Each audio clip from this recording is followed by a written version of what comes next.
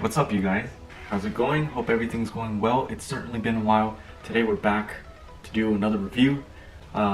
This time I'm gonna try to, I'm gonna try to keep the channel heading in a certain direction, and hopefully it stays that way. But I mean, we'll just go with the flow, right? But today we're back with another review, like I said, and what we're reviewing, I'm actually pretty excited about this. Is this the Feiyutech? Hope I said it right. Feiyutech Scorp-C. It's a gimbal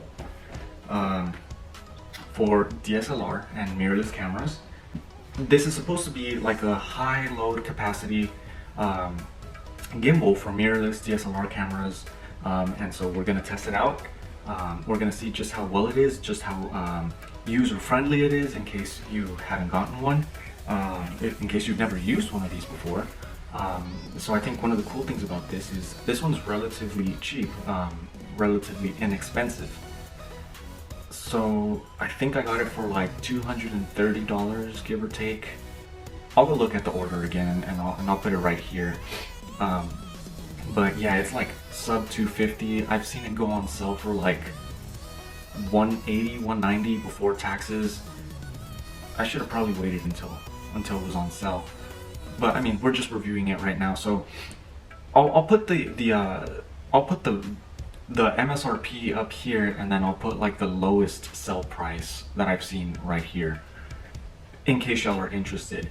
One thing that I do like about this one, and I'll point it out here, just from the image. So as you can see, right here, none of this is an attachment. All of this is already built in to the gimbal itself. So these legs right here, they flip out from here, so that you don't need that extra like little tripod that you connect. You can connect something down here if you want, but you don't need to. You can just flip out these legs, set it down on the floor on a table, and you know, you can just, without having to add any of that. But we'll take a look at that here in a minute. So once you open up the box, you have the manual, very straightforward. Right there, you have the little foam protecting the actual insides, and then you open it up. It's a nice box too. You open it up and you have everything in here. So you have, of course, the gimbal itself. Over here you have that extra tripod legs attachment that you can, you know, certainly add to the bottom of the gimbal. Up here you have the plate. This is the plate that would attach to the gimbal itself. But you also have a riser, so sometimes, especially with certain cameras, and I've used it like on one of the crop sensor mirrorless cameras, sometimes the lens might be a little thicker and extend below the body of the camera, and so that riser can help create a little bit more of a gap so that you can comfortably put it on here without it, you know, touching or anything like that. And then, let's set this down, you have this box, and in this box comes all the cables that you might need. Got a little, whoops. You got a little baggie with an Allen wrench and then some screws, and then you have like all these cables that come in there. It's crazy. And then of course you have, I don't know if you can see this in here, but that is a lens holder, you know, just so that the lens isn't putting too much pressure on the lens mount. But like I said, you got a ton of cables, the charging cable of course, and then a whole bunch of cables to connect, you know, the camera to the gimbal, or to the remote, or to, you know, just different things. So like I said, connectivity shouldn't be an issue. Of course they have, you know, their own list of recommended cameras, or cameras that it is compatible with. Now as far as the ergonomics go, I feel like this is one of the best gimbals that I've used. I haven't tried too many, but I just love how it's all integrated in here. So I'm right-handed, so of course my right hand goes on here with the little joystick, the recording, the menus, or the modes, excuse me. And then there's other buttons as well. But then my left hand can also go here. There's a trigger here, and you know, you double press and it straightens up and everything. And you can access different modes by different shortcuts. And here, like I said, you have the two legs on either side, and then you just bring them down. There's a good amount of tension there, right? And you can just set that down, and it's super steady.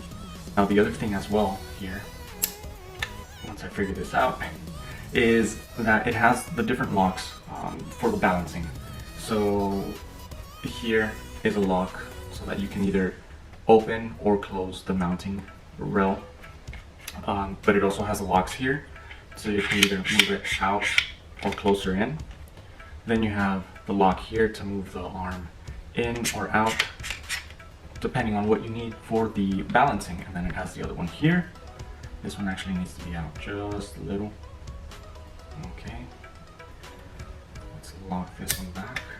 Good. And then on the other side, you have the last one to move it like that. So you can definitely, I find it difficult to believe that someone would have any sort of balancing issues with this gimbal because it's so customizable. I don't know if that's the right word for a gimbal, but it's just, you can definitely move all the different axis arounds and the arms and legs and everything. But enough about, just talking about this. What you guys want to see is just how well this works. So let's go and check that out. So real quick, let's take a look at the setup.